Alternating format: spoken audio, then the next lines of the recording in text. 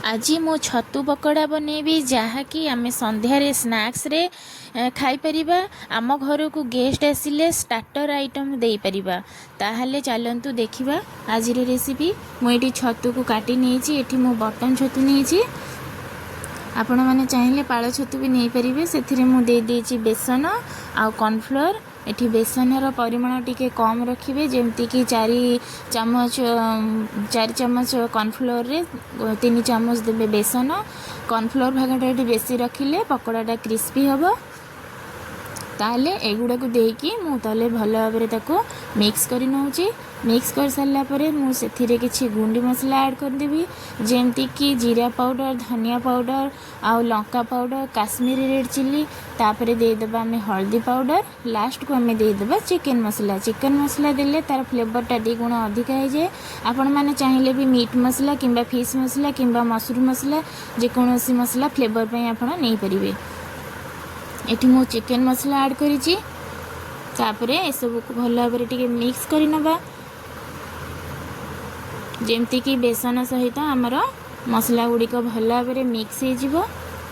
तापर देदेबा स्वाद अनुसार लुण। तापर एठी मु मेन जिनस देदेवी से है सेट्रिक एसिड। एगुड़िक मु सब भल भाव मिक्स कर नौची। एठी गोटे मु टिप्स देवी।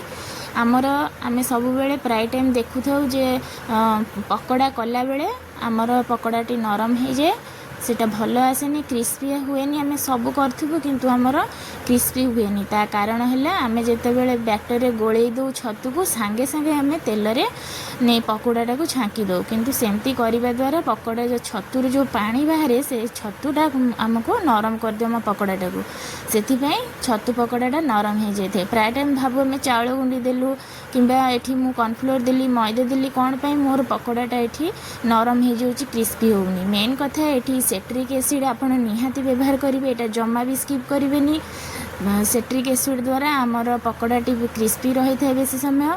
तापर जितेबाला भी आपड़ एमती छतुर पकोड़ा करेंगे आगुरी बैटरटा को गोलेकी छतु सहित भल भाव मैरिनेशन करदे। तापर जाकि आप घंटा कि अध घंटा पर रखिए किंबा जदि आप टाइम नहीं ताहले 15 मिनिट पर रखिने।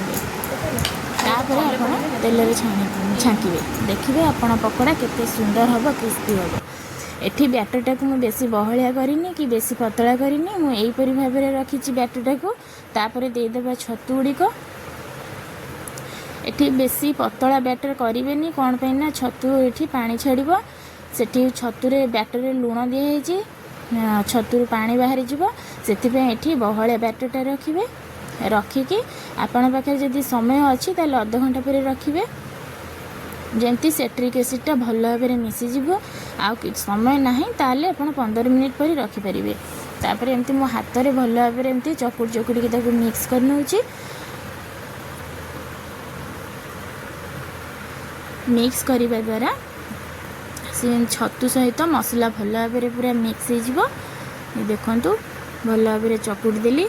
तापर मुझे अध घंटा पूरा मु रखी मैरिनेशन करिकी कवर करिकी पूरा अध घंटा मु रखी देछि।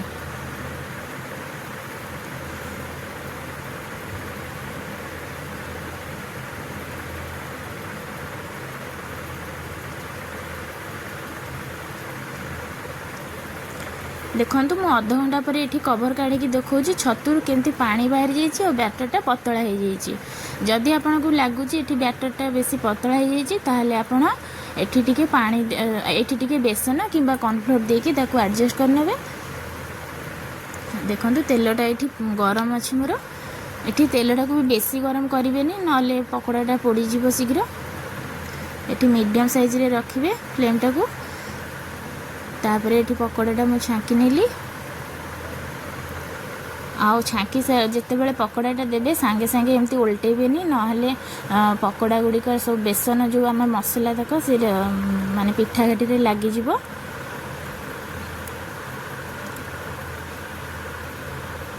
देखंतु तापर हे जे तले पट मु उल्टे देली।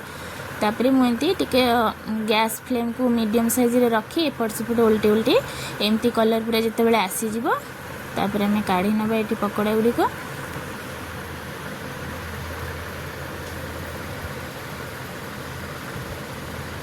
भल भाव तेल को टिश्यू पेपर दे छांकी नेबे।